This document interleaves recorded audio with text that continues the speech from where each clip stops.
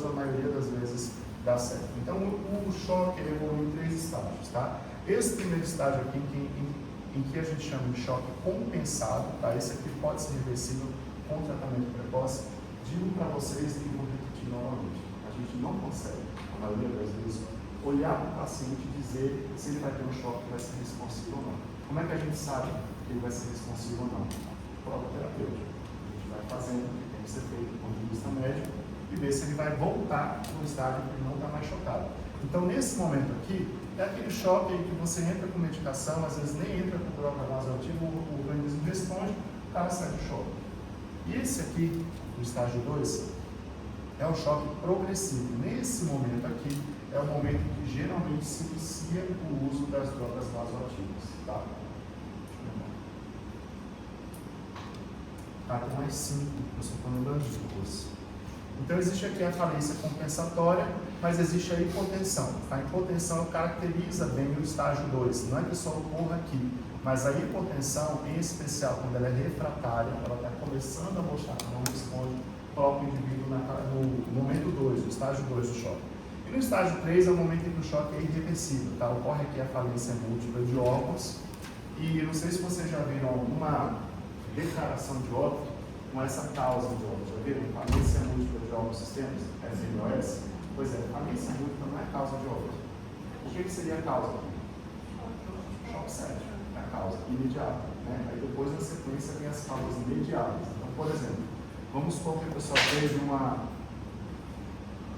apendicite aguda. Teve uma apendicite aguda, aí no pós-operatório fez um abscesso intracavitário, entrou em sepsis e morreu. Qual seria a sequência da causa de morte aqui? A pessoa morreu de choque séptico devido à infecção intra-abdominal, devido à apendicite aguda complicada. Onde é que entra a falência múltipla de órgãos sistemas? Não entra, porque ela não é causa, ela é forma de morte. Então, forma de morte não entra na declaração de óbito. Mesma coisa vale para parada cardiorrespiratória, que o pessoal põe demais na declaração de óbito. Parada cardiorrespiratória, falência múltipla de órgãos e sistemas, isso não é causa, isso é forma que uma pessoa morre. Então não entra dentro desse cliente disso aí. É o resultado. Isso, a pessoa morreu porque ela parou. Logicamente, se ela não tivesse parado, ela não tinha morrido. Não é causa. E o que entra na declaração de óbito está escrito lá no código. Causas de morte. E a causa morte determinante. É isso que entra na declaração de óbito. Você falou que no estágio 2 já começa com os das vasopressinas? Geralmente é o momento em que você inicia as vasopressinas, tá? Bem, o que é então, o que caracteriza o choque como irreversível? A lesão celular irreversível, então aquele tecido já está entrando em necrose, por exemplo, aquele tecido que já não tem como funcionar mais. Ele não tem substrato metabólico, não tem arquitetura, ele não tem estrutura para funcionar bem. A função dele já foi. Depressão miocárdica grave, a gente percebe que aquele coração que está baixando muita frequência, que tem uma pós-carga ruim, pré-carga ruim também, que não está chegando muita coisa pela via cava, porque o coração já está bem doente mesmo. Uma vasodilatação paradoxal, você esperaria uma vasoconstrição para poder compensar o problema, o organismo vai vasodilata, que é chamado de vasodilatação paradoxal. A coagulação intravascular disseminária, que acontece por várias razões, a gente vai ver, em especial, vamos ver como isso aqui acontece no choque séptico, que é o nosso modelo de estudo para choque, né? E a falência de múltiplos órgãos. Lembrando que isso aqui não é causa de morte, isso aqui é forma de morte, tá bom? Quando o cara entra nisso aqui, pessoal, a mortalidade é maior que 90%, mesmo com o suporte otimizado, com o suporte máximo, tá? Quais são os sinais clínicos que a gente tem? Vocês sabem o que é isso, né? Isso aqui é ausência de urina, coma. O cara pode estar em coma em qualquer etapa de sepsis, tá? Mas se ele não está, ele entra em coma aqui no choque irreversível. A hipotensão refratária vasopressora, já não adianta estar aumentando droga vasoativa, acidose grave, síndrome do desconforto respiratório agudo, sangramento, porque vocês lembram como que acontece com a CIBD, né? É um quadro paradoxal. Então, existe uma coagulação intravascular disseminada, e como em vários locais existe o consumo excessivo de fatores de coagulação para formar aqueles trombos, a maioria do organismo fica sem fator de coagulação, então o cara acaba sangrando tudo que é buraco, tá? É assim que acontece a coagulação intravascular disseminada. Então vamos ver cada tipo de choque desse aqui de forma bem rápida e sucinta. Vamos ver quem é o choque hipovolêmico, como é que ele funciona, o que é o choque cardiogênico, séptico, o anafilático, o neurogênico e o obstrutivo, tá? Coloquei aqui um exemplo para vocês de um típico choque hipovolêmico. Como é que funciona o choque hipovolêmico? O indivíduo está perdendo volume, ou por meio externo, no caso, por exemplo, do choque hipovolêmico hemorrágico. E se vocês forem estudar, vocês vão ver que existe uma classificação para isso. Existe um choque de 1 até 4. Por que isso aqui é importante? É saber qual o grau de choque. Porque choque 1 e 2 eu só reponho o volume com o cristalóide. Eu faço fisiológico, faço ringue lactar. Eu não preciso entrar com sangue. Choques 3 e 4, eu entro com sangue e os cristalóides para fazer a expansão. Então, não é objeto do nosso estudo aqui, vocês vão ver isso em clínica cirúrgica, clínica médica, mas pela frequência cardíaca, pelo pulso, pelo turgor da pele, pelo estado mental e pela diurese, eu consigo ver que grau de choque é esse. Existe uma tabela bem grande, que eu tenho esses diversos critérios, eu consigo olhar para eles e olhar, por exemplo, o cara que está com uma frequência cardíaca de 120, salvo engano, isso já o classifica como choque grau 3. Então, eu tenho diversos critérios, turgor da pele, estado mental, diurese, pulso, pressão arterial, que diz para mim qual classe ele está. Então, quando o indivíduo perde sangue, esse é o exemplo típico do choque hipovolêmico. Agora, logicamente, o cara não tem choque hipovolêmico só nessa situação. Posso ter choque hipovolêmico, por exemplo, no grande queimado, como eu falei para vocês, o cara perde volume circulante, ele perde plasma para descer o espaço. Ele acaba fazendo choque hipovolêmico sem sangrar nenhuma gotinha. Choque cardiogênico. Vamos imaginar aqui duas situações bem típicas. Primeiro, infarto agudo do miocárdio, que eu já expliquei para vocês. O cara tem uma hipocinesia de parede, não tem uma boa pós-carga, logicamente se não tem uma boa pós-carga, que é o débito, ele acaba não perfundindo bem os tecidos. Agora vamos pensar em outra situação. Vamos imaginar que o indivíduo tem uma fibrilação atrial.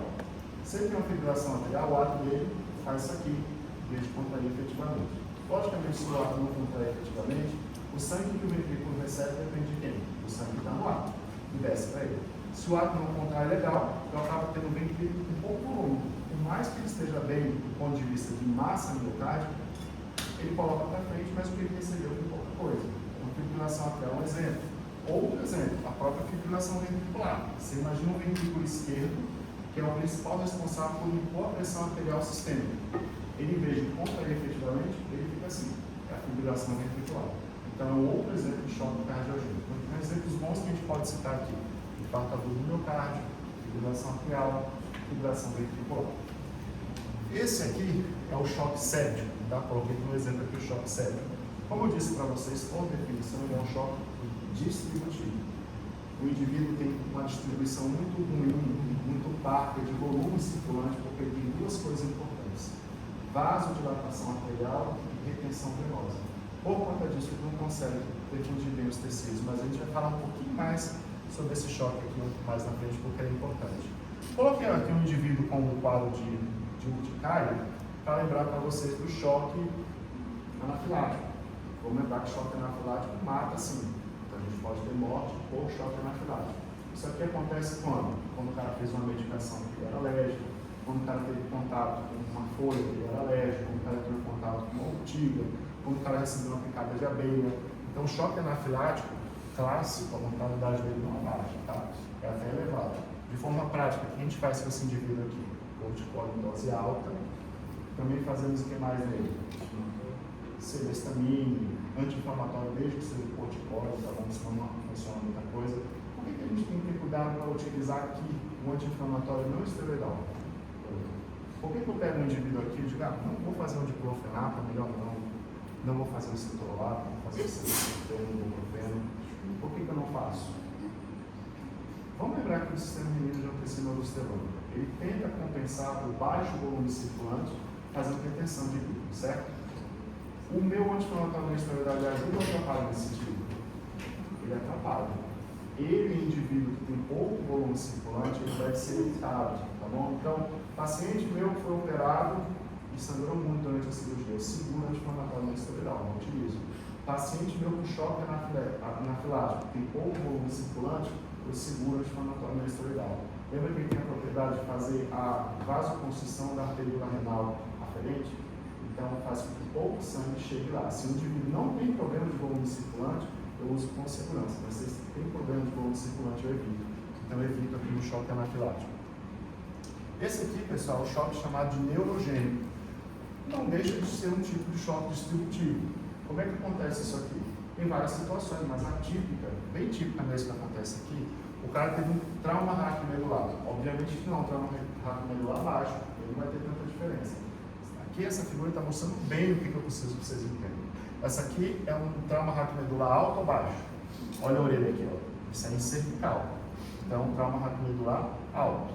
Aqui o indivíduo pode fazer uma coisa chamada de síndrome do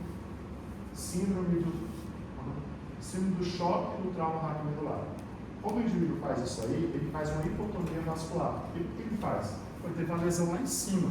Então, existe um tônus vascular que é regulado pela medula e seus ramos.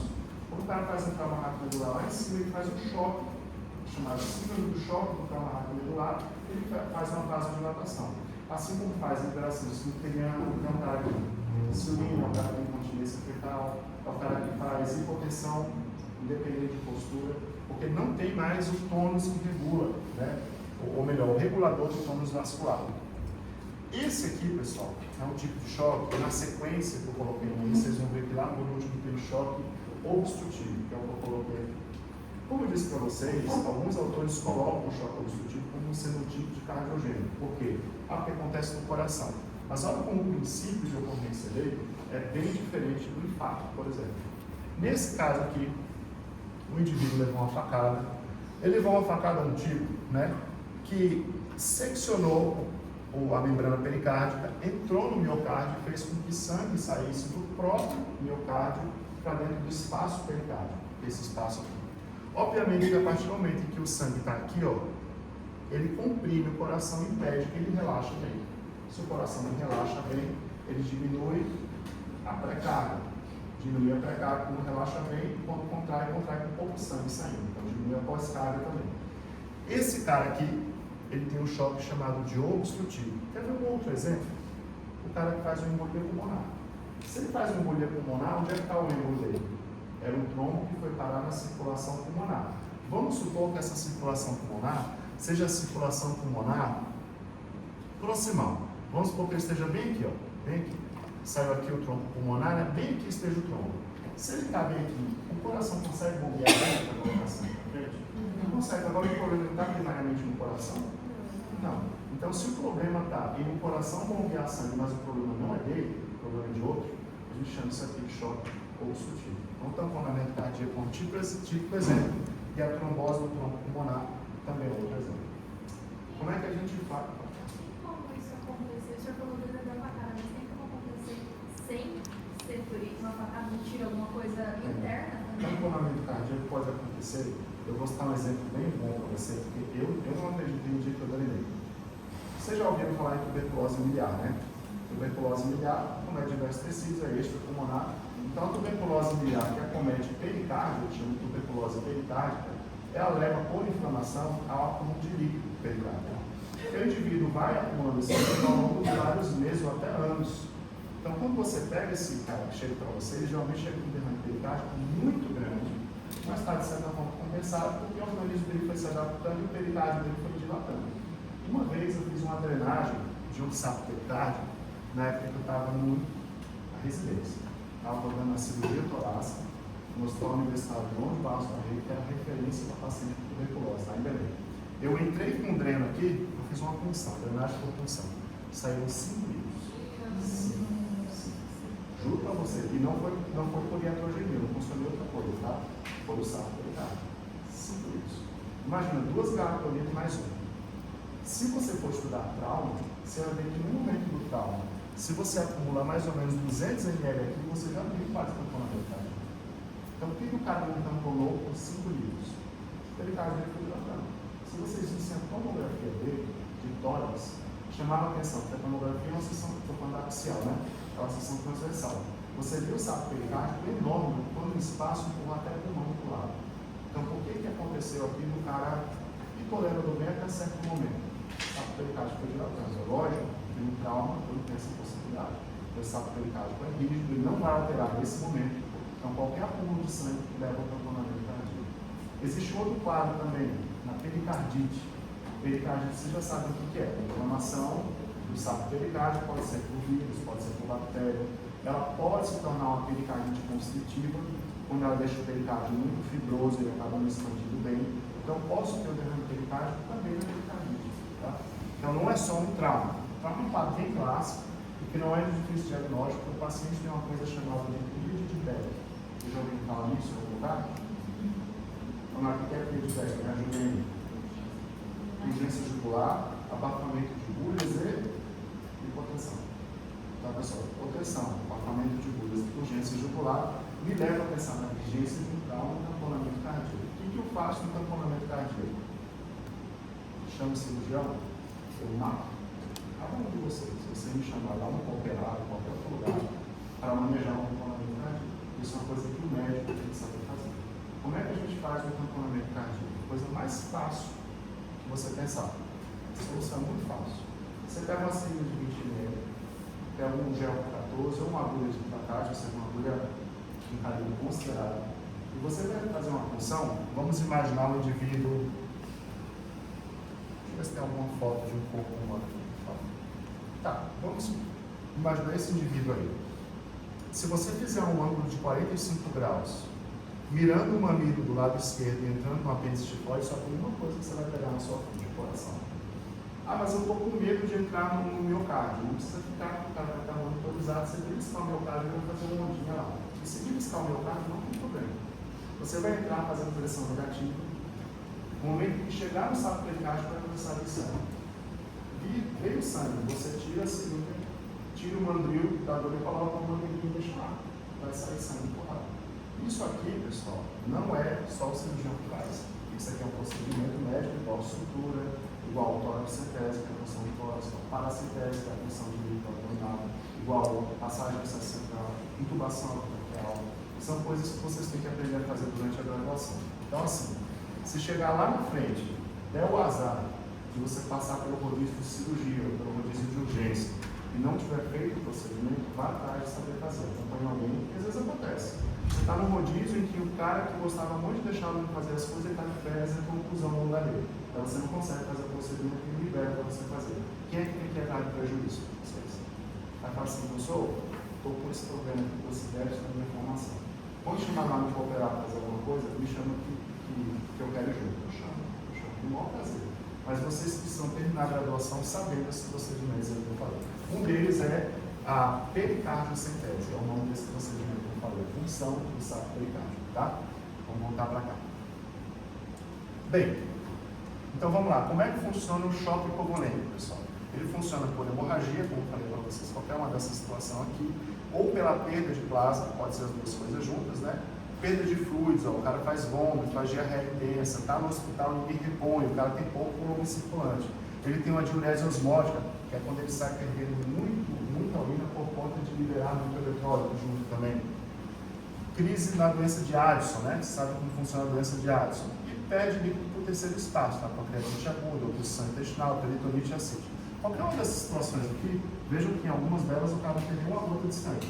Então o choque hipovolêmico clássico acontece aqui, ó. É bem fácil dar o diagnóstico, mas ele pode acontecer aqui, basta que haja pouco volume circulante. Passa a ser chamado, portanto, de choque hipovolêmico. Tá? Como é que acontece o choque cardiogênico? Falência da bomba cardíaca. Acontece quando? No infarto, na miocardite aguda. Isso aqui é importante, o cara está com o músculo miocárdico inflamado. Você está inflamado, ele acaba não contraindo bem. Na doença valvar grave, vamos pensar aqui, ó, estenose aórtica. Se o cara tem uma estenose aórtica, a válvula aórtica é a válvula que está de qual câmara para qual outra? Aórtica. Ela está na boca do ventrículo esquerdo, né? Para a aórta, certo? Se eu tenho uma estenose aórtica, o meu sangue, por mais eficiente seja a contração miocárdica, acaba não jogando para frente. Então veja que essa é uma situação em que, a depender da fonte que você está estudando, ele pode classificar isso aqui como que tipo de choque? Obstrutivo, porque não é o miocárdio que está com problema.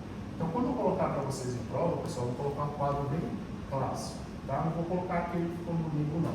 Mas está aqui um típico exemplo de uma classificação que pode entrar num e pode entrar no outro.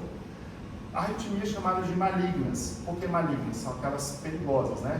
Taquicardia ventricular, fibrilação ventricular, bloqueio atrioventricular total. São situações em que o miocárdio não está contraindo legal, como problema de condução elétrica, e pode levar a diminuição do débito.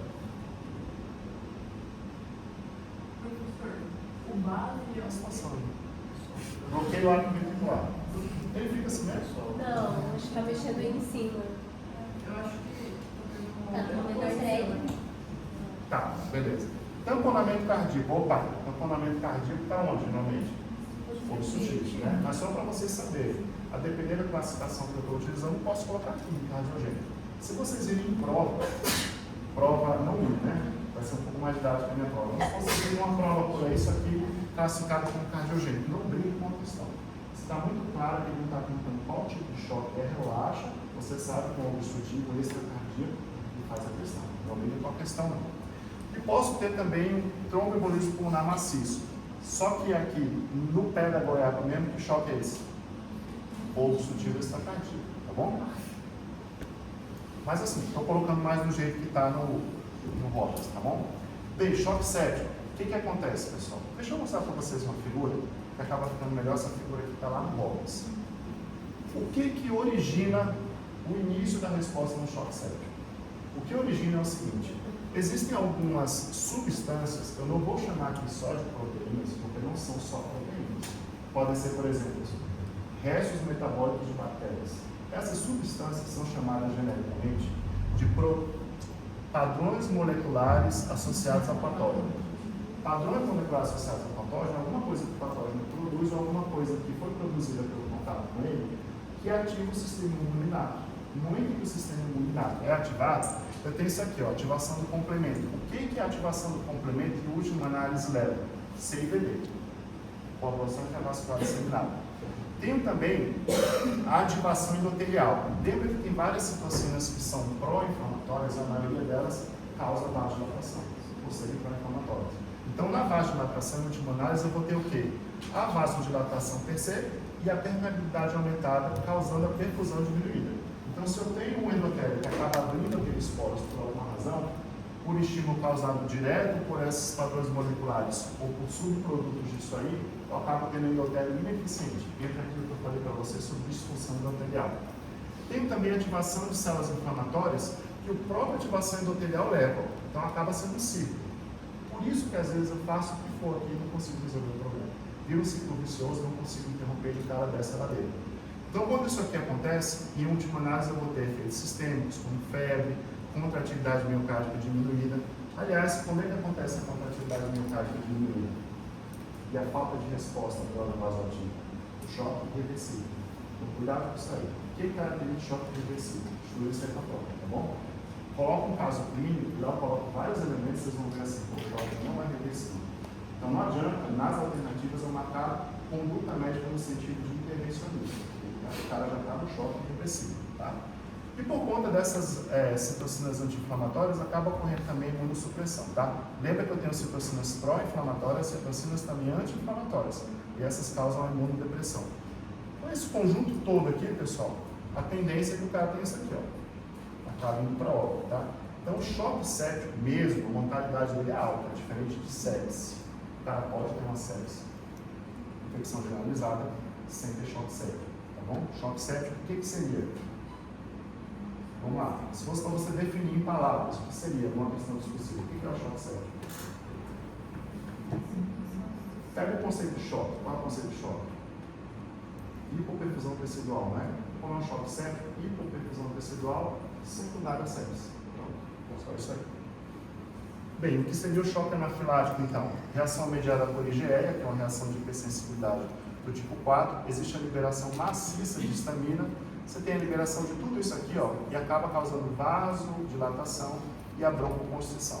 Então, o cara aqui, além de ter muito edema por conta da vasodilatação, paradoxalmente ele faz uma broncoconstrição. Então, o cara que chega inchado e com muita dificuldade de respirar. E ele chega com dificuldade de respirar não é só porque ele pode estar com edema de glote, porque ele tem broncoconstrição. Ele responde bem ao quê aqui? Corticoide. A gente vai tentar fazer corticoide. Vasodilatador, como salbutamol, por exemplo, a gente faz inalação e vê se o cara sabe. Se o cara chegar em franca insuficiência respiratória, a gente não adianta mandar ele para inalação. Chegar em franca insuficiência respiratória, tubo e ventilação do franco. Bom, vamos lembrar que quanto mais tempo você demora, mais difícil fica a intubação do traqueado. A gente não pode comer bola aqui, não. Professor, Oi. quando a pessoa já está com esse choque anafilático, adianta de alguma coisa dar anti-histamínico para ela ou não? Você dá para não fazer uma liberação continuada. Lembrando que é só para não haver nova liberação. Se já foi feito, você piorar, você já está ruim. Exato. Bem, vamos lá. Estou lembrando aqui da... Você está vendo a Laura? Vocês conhecem a Laura? Ela tem uma irmã chamada Cici.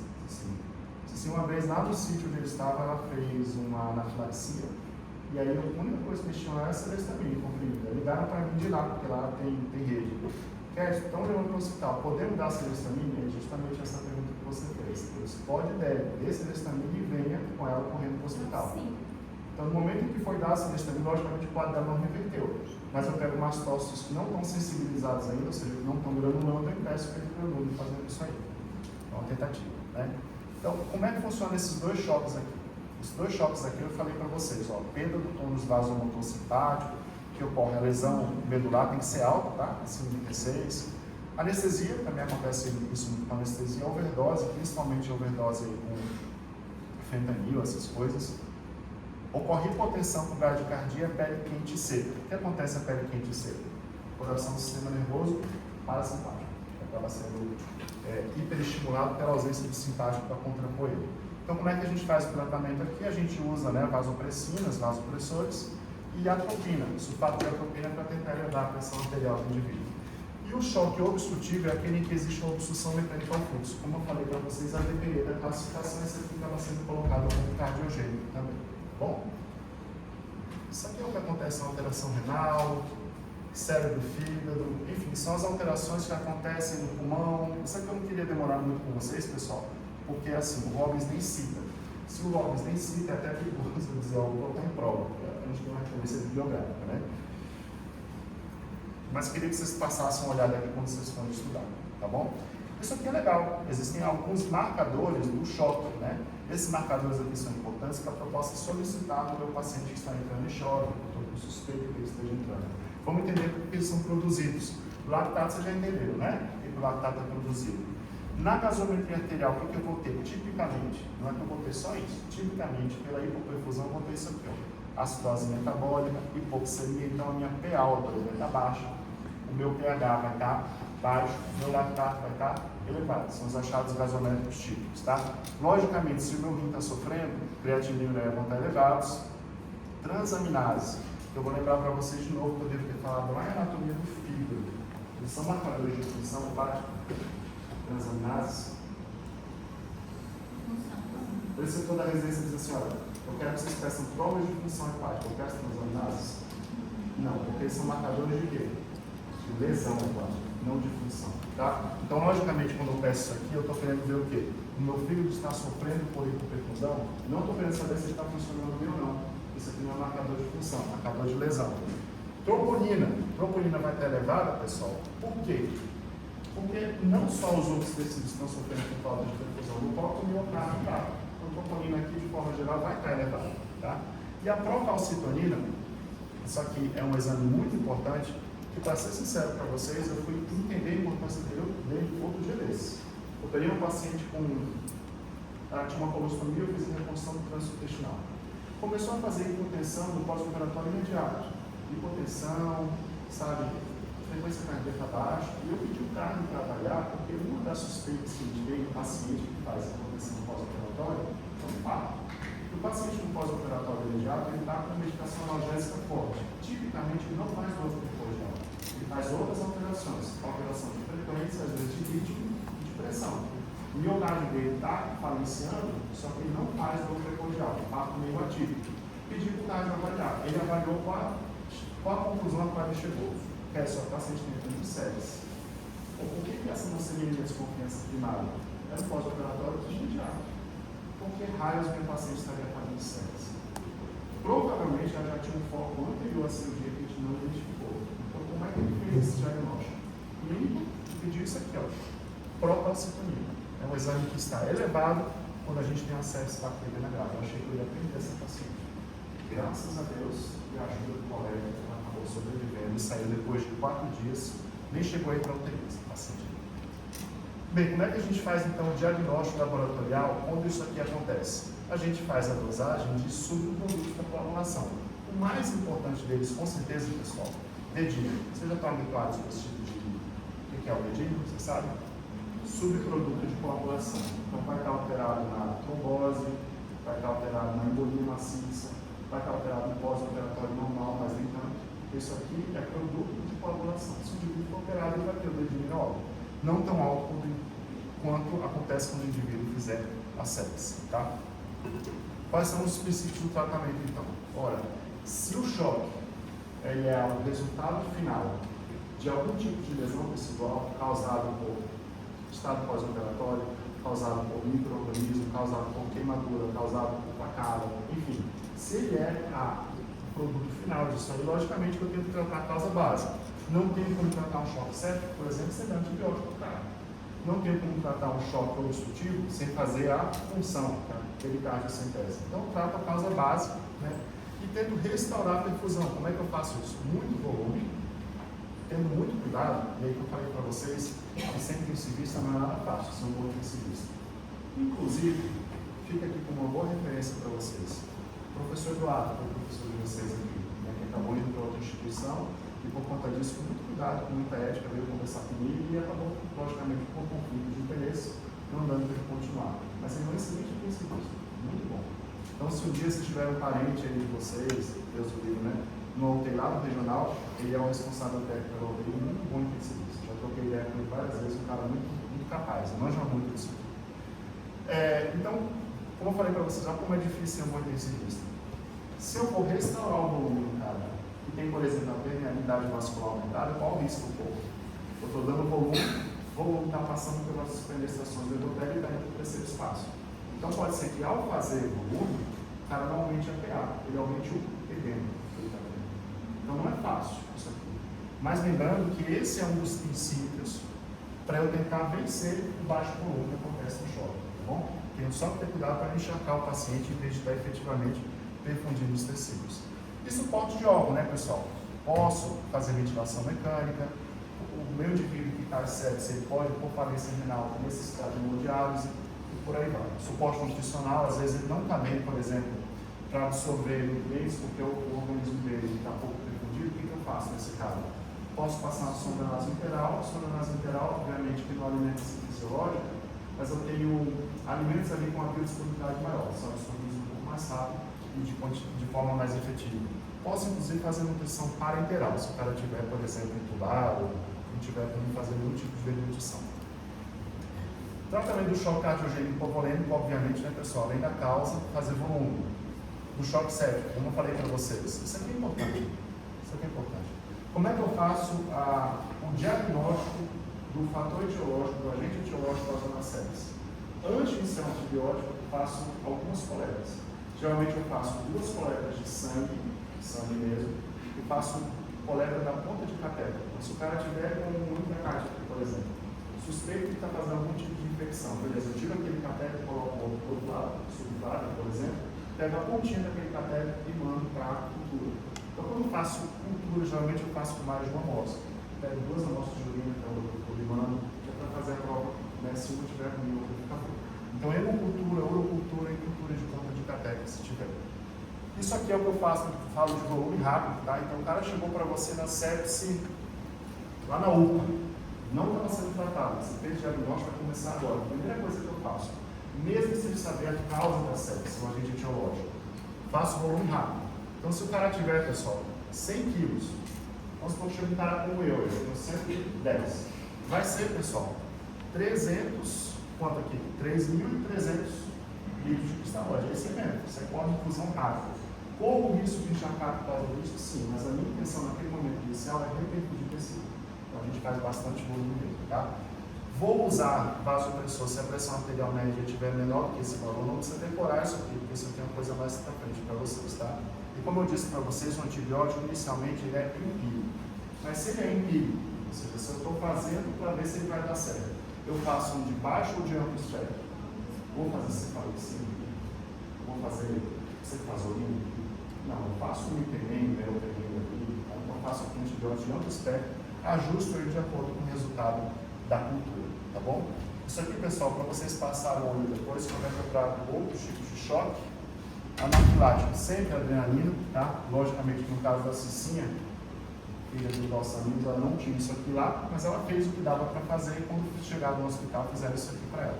Adrenalina tem que ser feito, tá? Por conta da vasoconstrição que a adrenalina faz. Se a gente tem um indivíduo que está com vasodilatação, perdendo líquido para o terceiro espaço, isso aqui evita. No choque neurogênico, essas aqui são as medidas, não preciso que vocês decorem, só preciso que vocês entendam, isso aqui não cai em prova, vocês estão no segundo ano, das escolas de patologia, é só para tornar o assunto um pouco mais interessante para vocês quando forem estudar. Pessoal, critérios de sepsis, acho que não, né? Não, ainda vocês estão no terceiro ano.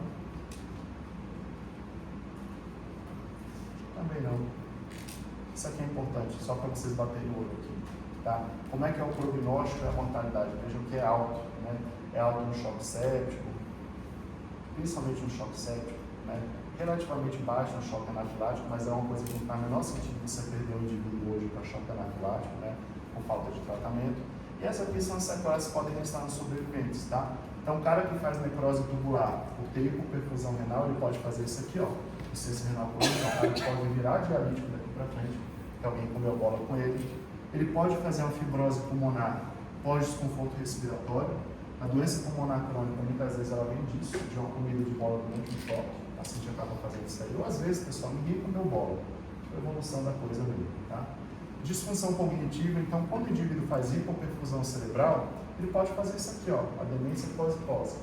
Perde várias áreas de parênquima cerebral por hipóxia, isso é substituído por gliose, e logicamente que gliose não é tecido funcionante, é como se fosse a fibrose cerebral. Então, a área substituída por gliose acontece isso aí. Pessoal, isso aqui é para quando vocês forem passar o olho, tá? Quando forem fazer uma revisão. E isso aqui são os pontos chaves para a prática clínica. A gente tem que reconhecer precocemente a causa de choque. Ó, eu sei que foi uma aula meio breve, mas já viu que não é uma coisa fácil de tratar choque. Já deu para sentir que não é uma coisa fácil. Quanto mais cedo você identificar a causa, mais chance o seu paciente passa a ter, desde que não tenha aquele choque que é ladeira abaixo desde o início. Não tem como saber. Qual é o meu papel como médico? Intervir, fazer o que é preciso, tá?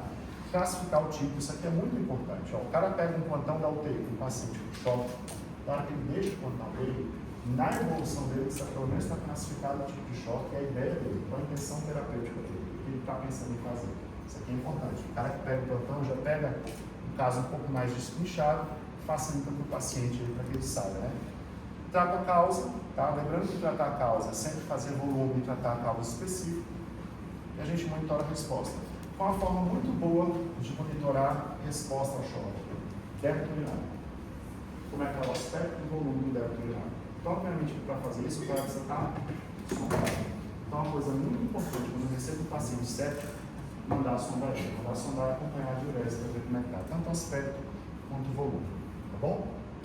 Pessoal, era isso. Tenho aqui um simulado para vocês.